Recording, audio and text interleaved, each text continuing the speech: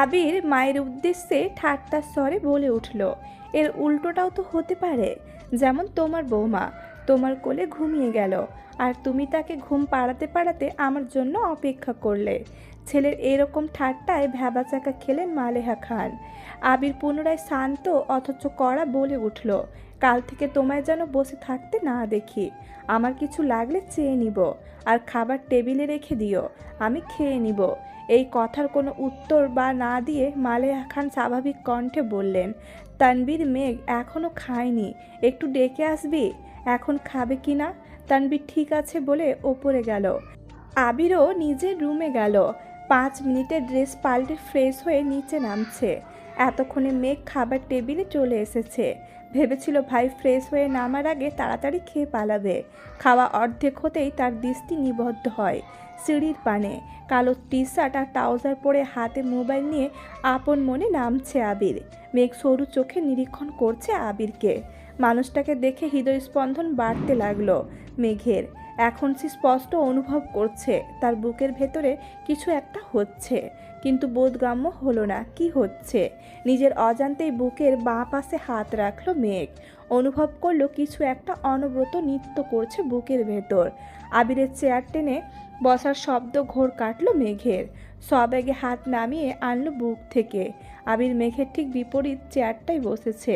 মেঘের ছোট্ট বুকটা অনবরত কেঁপেই যাচ্ছে। চোখ তুলে তাকাতে পারছে না মেয়েটা।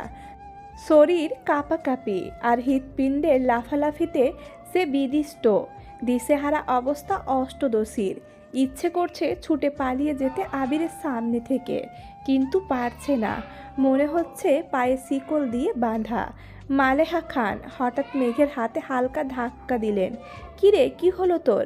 দ্বিতীয়বার ঘোর কাটল মেঘের। তৎক্ষণাৎ স্বাভাবিক হওয়ার চেষ্টা করলো। কাঁপা কাঁপা গলায় বলল, কিছু না। এই বলে পুনরায় খাবার চেষ্টা করলো, কিন্তু এবার আর গলা দিয়ে খাবার নামছে না মেঘের। গলা শুকিয়ে কাঠ হয়ে গেছে। কাঁপা কাঁপা হাতে গ্লাস নিয়ে ঢকঢক করে অর্ধেক গ্লাস পানি নিমিষে শেষ করে ফেলল মেঘ। আবির আপন মনে খাচ্ছে। সামনে বা আশেপাশে কি হচ্ছে এইসব দেখার প্রয়োজন মনে করল না সে। এই জগতের সব কিছু তার আগ্রহ সৃষ্টি করতে অক্ষম। আবিরের গা ছাড়া ভাব দেখে কিছুটা স্বাভাবিক হয়ে খাওয়া শুরু করে মেঘ। মাঝখানে এক পলকের জন্য তাকিয়েছিল আবিরের দিকে। কালো টি শার্টে মুখটা কত মায়াবী লাগছিল। এলোমেলো চুল এলোমেলো চুল খাওয়ার স্টাইল দেখে দ্বিতীয়বারের মতো ক্রাশ খেলো অষ্টদশী। কে বলতে পারে 2 দিন আগে পর্যন্ত আবিরের কোনো স্মৃতি ছিল না মেঘের মন মস্তিষ্ক জোড়ে। হঠাৎ মনে পড়লেও শুধু ওকে মেরেছিল এই স্মৃতিটাই মনে হতো, আর রাগে কটমট করতো মেঘ। আর আজ বিকাল থেকে যতবার আবিরকে দেখছে ততবার মেঘের শীর্ণ বক্ষ ধরফড়িয়ে উঠছে। ছোটবেলার যে ভয়টা ভাইয়ের প্রতি বোনের ছিল সেটা আজ বদলে গেছে। আবিরের দৃষ্টি তাকে বরফের ন্যায় জমিয়ে দিচ্ছে প্রতিনিয়ত। এই দৃষ্টিতে সূচালো কিংবা ধারালো অস্ত্র আছে, যা এক কিশোরীর বক্ষপিঞ্জর এফোড় ওফোড় করে দেওয়ার ক্ষমতা রাখে। আবিরের দিকে এক দৃষ্টিতে তাকিয়ে হাবিজাবি চিন্তা করছিল মেঘ। আবির চোখ তুলে তাকাতেই মেঘের মনোযোগ ঘুরে গেল। আবিরের তপ্ত দৃষ্টি মনে হচ্ছে ফালা ফালা করে দিচ্ছে হৃৎপিণ্ডটা। দৃষ্টি সংযত করে চিবুক নামিয়ে নিল গলায়। সহসা মুখবিবর চুপসে গেছে আম সত্ত্বের ন্যায়। দ্বিতীয়বার আবিরের দিকে তাকানোর স্পর্ধাটুকু হয়নি অষ্টদশীর। এরই মধ্যে মালেহা খান ছেলে আবিরের উদ্দেশ্যে বলে উঠলেন, তোর নতুন কোম্পানিটা কি না খুললে হয় না? তোর বাবা বিষয়টা ভালোভাবে নিচ্ছেন না। কেন বাবাকে রাগিয়ে দিচ্ছিস? তোর বাবা তোকে অনেক ভালোবাসে। শানিত স্বরে মায়ের দিকে তাকিয়ে আবির বলা শুরু করলো, ছেলেরা সারা জীবন বাবাদের প্রিয় থাকতে পারে না। নিজের স্বপ্ন ইচ্ছেকে প্রাধান্য দিতে গিয়ে দূরত্ব বেড়ে যায় বাবা ছেলের। এটা অস্বাভাবিক কিছু না। যদি বাবার স্বপ্ন বা ইচ্ছের হাল প্রতিটা ছেলে ধরতো তাহলে পৃথিবী এতটা এগিয়ে যেত না। আমাকেও দেশ ছেড়ে এত বছর বাইরে পড়ে থাকতে হতো না। আব্বু নিজে এই কোম্পানি শুরু করেছিল। উনি যদি ওনার বাবার ইচ্ছেকে প্রাধান্য দিতেন তাহলে আজ এত দূর পৌঁছাতেন না। তাছাড়া আমি তো বলিনি বাবার স্বপ্ন বাদ দিয়ে আমি আমার স্বপ্নকে প্রাধান্য দিব। আমার স্বপ্ন একান্তই আমার। আমি 2 দিকই সামলাবো। তুমি এইসব নিয়ে অযথা চিন্তা করে নিজের শরীর খারাপ করো না।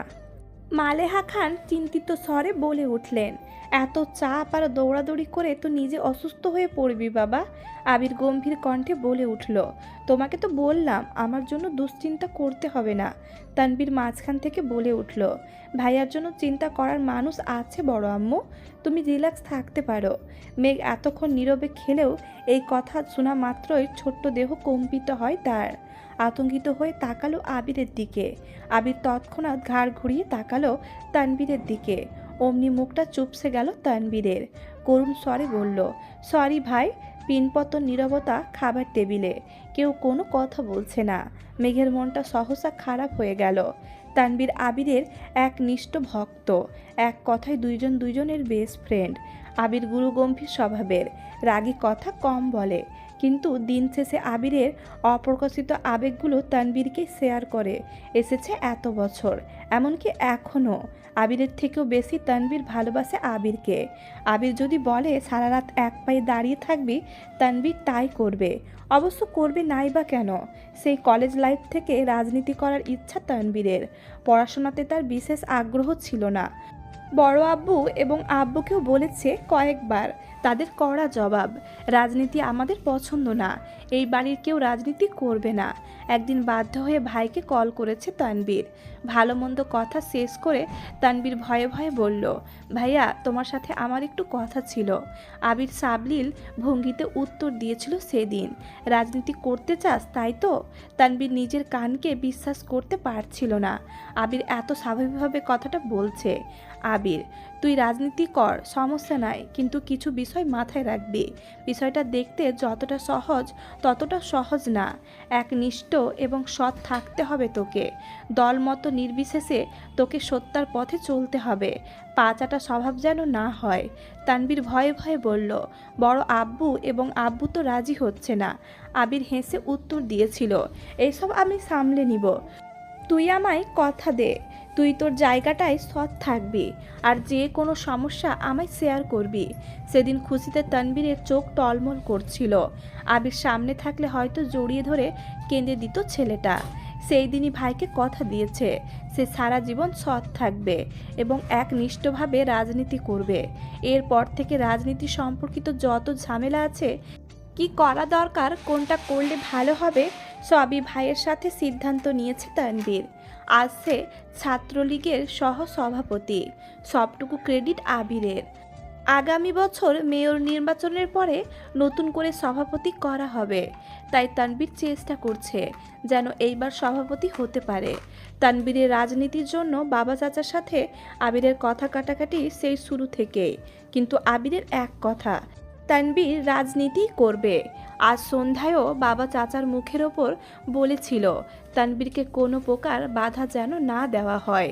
তানবীরের জীবনে আবির গাছের ন্যায়, যার ছায়ায় তানবীরের অবস্থান। ভাই ছাড়া তানবীর অসহায়। খাওয়া শেষ করে আবির নিজের রুমে চলে গেছে। তানবীরও চলে গেছে, কিন্তু বসে আছে মেঘ। সে খাবার টেবিলে সবার আগে এসেছিল, ভেবেছিল ভাইয়ের আগে খেয়ে পালাবে, কিন্তু তা আর হলো কই। আবিরের জীবনে কেউ আছে, এই কথাটাই মাথায় ঘুরপাক খাচ্ছে অষ্টদশীর। ভাতের প্লেটে আঙুল ঘুরাচ্ছে আর ভাবছে, আমার ছোট্ট মনটা এভাবে ভেঙে গেল, প্রেমে পড়ার আগে ব্রেকআপ হয়ে গেল। ছি, তৎক্ষণাৎ নিজের মনকে নিজেই সান্ত্বনা দিচ্ছে, থাক মন খারাপ করিস না, ছেলেটা ভালো না। মনে নেই তোকে ছোটবেলা মেরেছিল? আজ তো হিটলার। তোর জীবনে রাজপুত্র আসবে, যার জীবনে রাজ করবি শুধু তুই। মালেহা খান মেঘের হাতে পুনরায় ধাক্কা দিয়ে বলল, থাক তোর আর খেতে হবে না। এতে হুঁশ ফিরে মেঘের। মেঘ কিছু বলার আগেই খাবারের প্লেট সামনে থেকে নিয়ে যান উনি। বড় আম্মুর এইসব কর্মকাণ্ডে আহাম্মক বনে যায় মেঘ। মালেহা খান বলে ওঠেন, এভাবে 14 ঘন্টা ভাত নিয়ে বসে থাকলে বিষ হয়ে যাবে খাবার। মেঘেরও খাবার খাওয়ার তেমন ইচ্ছে নেই আর, সে তো নিজেকে সান্ত্বনা দিতে ব্যস্ত। হাতটা ধুয়ে রুমের দিকে যাচ্ছে। মালেহা খান মেঘকে ডেকে আবার বললেন, তোর কি পেট ভরেছে, নাকি নতুন করে খাবার দিব তোকে? আর খাবো না, এইটুকু বলেই রুমে চলে আসে মেঘ। পড়তেও ইচ্ছে করছে না মেয়েটার, চুপচাপ শুয়ে আছে। চোখ বন্ধ করতে ভেসে উঠে আবিরের হাসি। বাইক এনে যখন হাসি মুখে বলছিল, কথাগুলো কানে ভেসে আসছে। কি সুন্দর করে কথা বলে মানুষটা, তাকানোর ধরন, রাগলে কুঁচকে ফেলা ঘন ভুরুগুলো সবই যেন চোখের সামনে ভাসছে মেঘের। সঙ্গে সঙ্গে চোখ খুলে ফেলে মেঘ। বুক ভেঙে আসে কষ্টে। এই লোক আমার ভাবনায় কেন আসছে বারবার? এই লোক তো অন্য কারোর। এই বলে অভিমানে ঘুমিয়ে পড়ে মেঘ। আজ শুক্রবার সকাল থেকে বাড়িতে হইচই শুরু হয়ে গেছে। মিম আদি মেঘ দুষ্টুমি করছে। আড্ডায় মাতিয়ে তুলেছে ড্রয়িং রুম। তিন যা রান্নায় ব্যস্ত। আবির বাড়ি ফিরেছে বলে আবিরের দুই মামা দুই খালা তাদের বাচ্চারা সবাই দেখতে আসবে। মিম আর মেঘের মামা খালাদের বাড়ি থেকেও বেড়াতে আসবে মানুষ। বেশিরভাগ মানুষই চাকরিজীবী, যার ফলে শুক্রবার ছাড়া কারোরই সময় নেই। ইকবাল খান ব্যস্ত বাজার করা নিয়ে। যখন যা লাগছে উনি ছুটছেন আনার জন্য। তানবীরের সকাল থেকে কোনো খোঁজ নেই। সকালে নাস্তা করে বেরিয়েছে, পার্টি অফিসে কাজ আছে, বিকালে ফিরবে বলে চলে গেছে। এর জন্য মেঘের কোনো ভয় ডর নেই। আপন মনে আড্ডায় মগ্ন মেয়েটা। হঠাৎ ওপরে করিডোর থেকে আবির ডাক দিল মাকে, আম্মু একটু কফি দিতে পারবে? এই বলে রুমে চলে গেল পুনরায়। উত্তর শোনারও প্রয়োজন মনে করেনি সে। মালেহা খান কফি করে মেঘকে ডাক দিলেন, কফিটা আবিরকে দিয়ে আয় তো মা। তৎক্ষণাৎ মেঘের মনে পড়ে গেল গত রাতের কথা। সহসা বলে উঠল, আমি কেন? মিম দিয়ে আসুক। মালেহা খান কিছুটা বিরক্তি নিয়ে বলল, ওরা নিলে ফেলে দিবে, তখন আরেক মুসিবতে পড়ব আমি। বাড়িতে একটু পর মেহমান আসবে, যা না মা। মেঘ আর কথা না বাড়িয়ে ধীর পায়ে হাঁটতে হাঁটতে আবিরের দরজা পর্যন্ত আসলো। গলা শুকিয়ে যাচ্ছে মেঘের, বুকের ভেতরের ধুকপুকটা বেড়ে যাচ্ছে, হাত পা কাঁপছে। আস্তে আস্তে দরজায় টোকা দিল মেঘ। আবির, দরজা খোলা আছে। কাপা কাপা হাতে দরজা ধাক্কা দিল মেঘ। আবির ল্যাপটপে কি যেন করছে, তাকেও দেখলো না কে এসেছে। আবির, এখানে রেখে যা। মেঘ হাঁটতে পারছে না, হাত আরও বেশি কাঁপছে এখন। পায়ে একটুকুও জোর পাচ্ছে না, ঠায় দাঁড়িয়ে আছে আগের জায়গায়। আবির ল্যাপটপ টেবিলে রেখে মেঘের মুখোমুখি এসে দাঁড়িয়েছে। হাত থেকে কফির কাপটা নিয়ে ড্রেসিং টেবিলের সামনে রাখে। মেঘের সেদিকে কোনো মনোযোগ নেই। তার মস্তিষ্কের প্রতিটা নিউরন ছুটছে এদিক সেদিক। বডি স্প্রের তীব্র ঘ্রাণে হুঁসে ফেরে মেঘ। তার থেকে 1 ফুটের দূরত্বে দাঁড়িয়ে আছে আবির। আচমকা এভাবে এসে দাঁড়ানোয় একটু ভ্যাবাচাকা খেলো মেয়েটা। মেঘ ব্যস্ত ঘুরে গেল নিজের ওপর জোর খাটিয়ে, পা বাড়ায় দরজার দিকে। সবেগে সুদূর হস্তে মেঘের কনুই চেপে ধরল আবির। কড়া কণ্ঠে বলল, এদিকে তাকা। অনিচ্ছা সত্ত্বেও ঘুরে দাঁড়ালো মেঘ। চিবুক নেমে গলায় আটকালো, সারা শরীর কাঁপছে। শীতল স্বরের হুমকিতে কানের লতি গরম হয়ে যাচ্ছে সাথে। আবিরের শরীরের আর বডি স্প্রের তীব্র গন্ধ নাকে লাগছে মেঘের। আবির পুরো কণ্ঠে বলল, কফিটা টেবিলে দিয়ে আসতে বলেছিলাম, কথা কানে যায় না? এতটুকু বলতেই মেঘ হেলে দুলে পড়ে যেতে নেয়। টালমাটাল মেয়েটার বাহু ধরে সোজা দাঁড় করিয়ে দিল আবির। জ্ঞান হারাতে হারাতে যেন হারায়নি মেঘ। আবিরের চাউনিতে তীক্ষ্ণতা গভীর কণ্ঠে বলল, তুই কি পুষ্টিহীনতায় ভুগছিস? অবশ্যই ভুগবি, নাই বা কেন? খাবার প্লেটে আঙুল ঘুরালে কি আর শরীরে পুষ্টি হবে? প্রথমে গম্ভীর কণ্ঠে বললেও শেষটা যেন মজার ছলেই বলল। মেঘের শরীর ঘামছে। কে বোঝাবে এই লোকটাকে, যাকে দেখলে অষ্টদশীর সব শক্তি নিমিষে মিলিয়ে যায় কোথায় যেন, যার দৃষ্টি কেড়ে নেয় তার সমস্ত ধ্যান জ্ঞান মনোনিবেশ।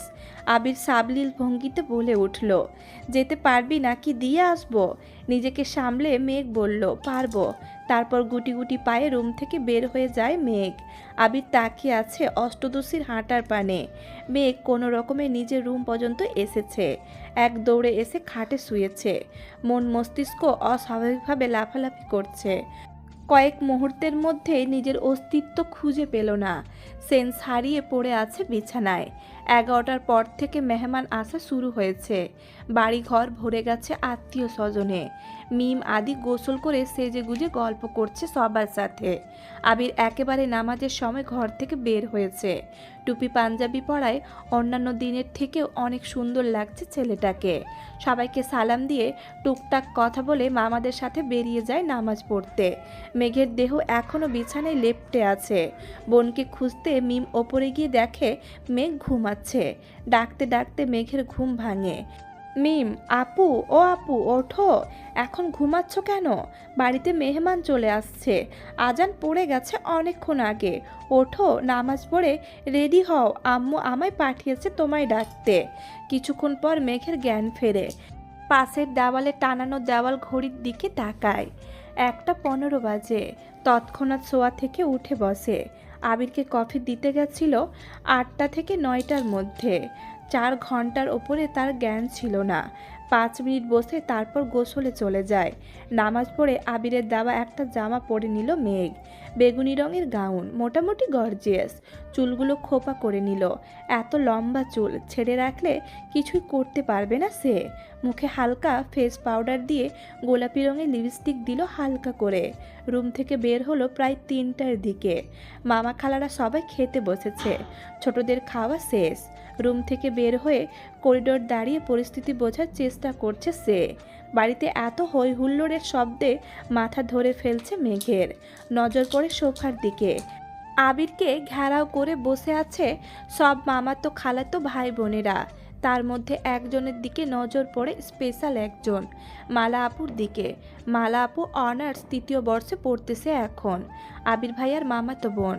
মালা আপুর একটা বড় আপু আছে, উনি মাইসা। ওনার পড়াশোনা শেষ, জব করতেছেন এখন। 2 বোনই এসেছেন, কিন্তু মালা আপুর দৃষ্টি কেমন জানি আবির ভাইয়ার দিকে এমনভাবে তাকিয়ে আছে যেন চোখ দিয়ে গিলে খাবে আবির ভাইকে। বিষয়টা দেখেই মেঘের মেজাজ গরম হয়ে গেছে। তৎক্ষণাৎ মনে পড়ে গেল রাতের কথা। তানবীর ভাইয়া তো বলেছিল আবির ভাইয়ের জীবনে কেউ আছে। মালা আপুই কি সেই কেউটা? ভাবতেই বুক ভরে ওঠে কষ্টে। আবিরের সমবয়সী একটা ভাইয়া আছে, নাম সাকিব। উনি আবির ভাইয়ার দ্বিতীয় বেস্ট ফ্রেন্ড বলা চলে। আরও কয়েকটা ছোট ভাই আবির ভাইয়াকে এটা সেটা অনেক কথা জিজ্ঞেস করছে। বিদেশে কেমন লাগে, পড়াশোনা কেমন, কিভাবে থাকতে হয়, এই সবই। মেঘ ধীর স্থির পায়ে সিঁড়ি দিয়ে নামছে। আবির এক পলক তাকায় সেই দিকে, পুনরায় ভাইদের কথায় মনোযোগ দেয়। মেঘকে দেখে 2-4 জন ডাক শুরু করে, এই মেঘ কেমন আছিস, এদিকে আয়। মিম ছুটে আসে মেঘের দিকে, আপু তোমাকে অনেক সুন্দর লাগছে, মাশাআল্লাহ, নজর না লাগে কারো। মেঘ মুচকি হাসলো। মিম মেঘকে টেনে নিয়ে সোফায় বসালো। সবার সাথে কথা বলতে বলতে হঠাৎ দৃষ্টি পড়ে আবির ভাইয়ার দিকে। ওপর থেকে সে শুধু মালা আপুর নজরটাই দেখেছে, এখন সে আবিরকে দেখছে।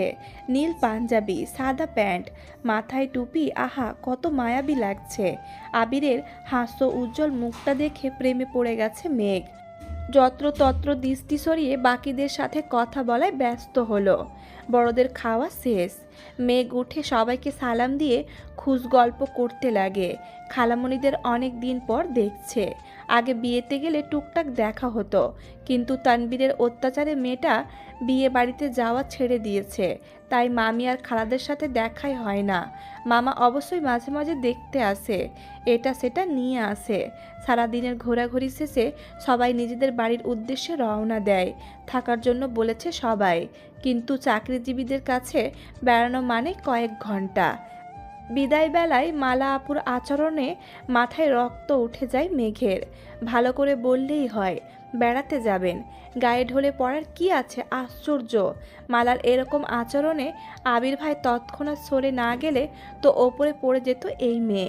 রাগে ফুঁসতে ফুঁসতে মেঘ নিজের রুমে চলে যায়।